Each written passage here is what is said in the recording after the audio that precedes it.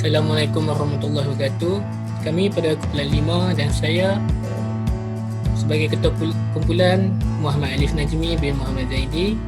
Nombor kad matrik saya 10 di 19F1012.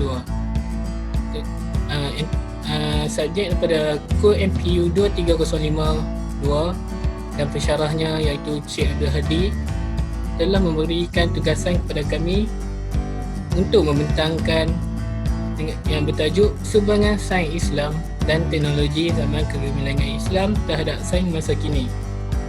Pengenalan untuk sains.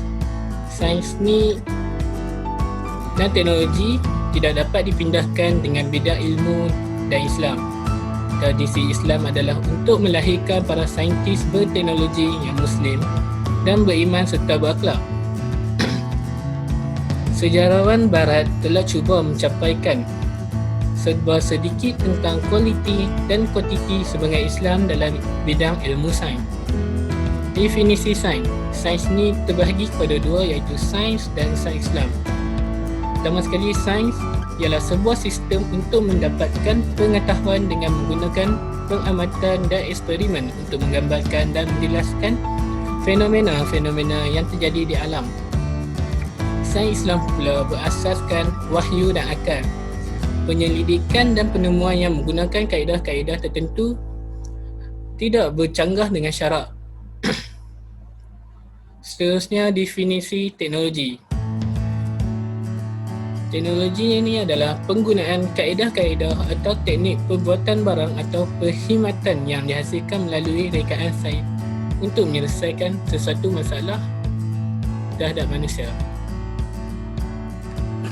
Assalamualaikum dan salam sejahtera. Nama saya Muhammad Anies Ikram bin Syam, nombor kad matrik 10 DI 19F1030 dari kelas DI 3A. Saya akan membentangkan tentang zaman-zaman kegemilangan Islam.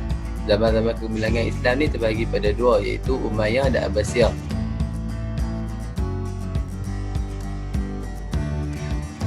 Sumbangan yang digunakan pada masa kini bagi Umayyah,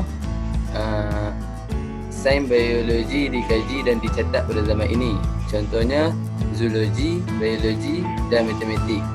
Yang kedua, pembinaan bangunan-bangunan yang cantik dan strategik dengan adanya arkitek. Ini kerana Ziyad bin Abihi adalah arkitek yang bertanggungjawab pada zaman Umayyah. Bagi Abbasiyah pula terdapat tiga, iaitu penghasilan atas yang diwujudkan pada zaman Abbasiyah ini menjadi keperluan kepada manusia zaman sekarang. Yang kedua, institusi sains yang diwujudkan seperti hospital dan balai cerak yang dijadikan untuk kemudahan manusia. Yang ketiga, bidang-bidang yang digunakan seperti kimia, fizik dan falak. Sekian, terima kasih. Assalamualaikum warahmatullahi wabarakatuh. Nama saya Muhammad Imam Fahmi bin Muhammad Rafizah. Nombor kad matrik 10 DI 19F1032. Saya akan membentangkan tentang perkembangan sains dan teknologi pada zaman Umayyah. Yang pertama, belajar segala perkara yang diketahui oleh manusia sebelum mereka.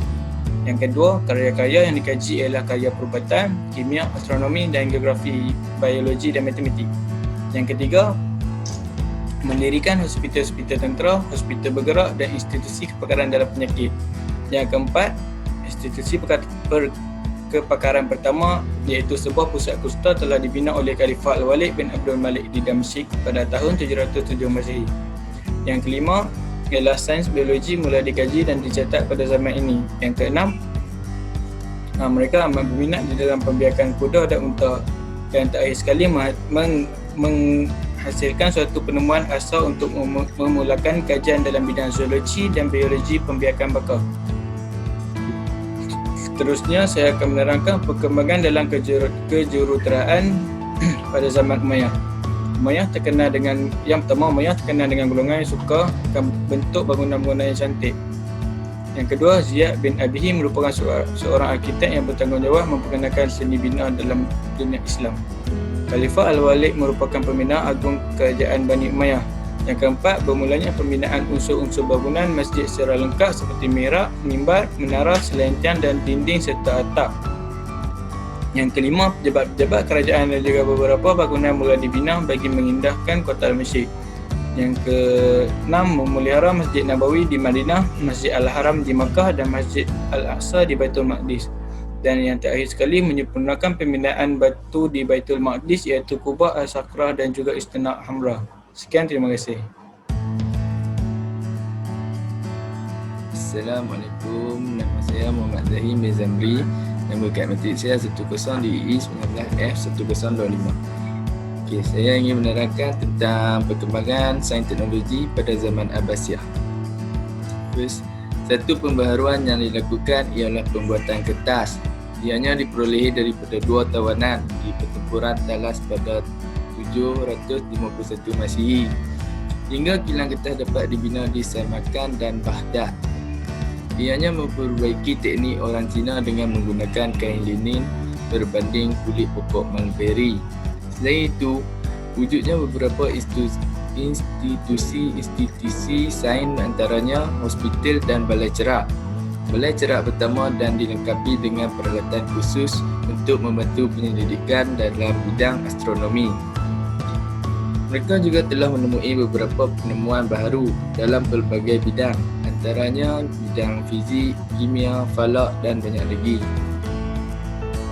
Sebagai contoh, Jabir bin Hayyan merupakan tokoh kimia yang masyhur kerana ianya telah memperbaiki ilmu kimia dengan memindahkan ilmu kimia tua pada bentuk ilmu kimia moden yang sekarang kita guna. Pada masa kini juga terdapat penemuan baru bagi bidang kimia, iaitu penemuan asid nitrik, sulfurik dan hidrolik.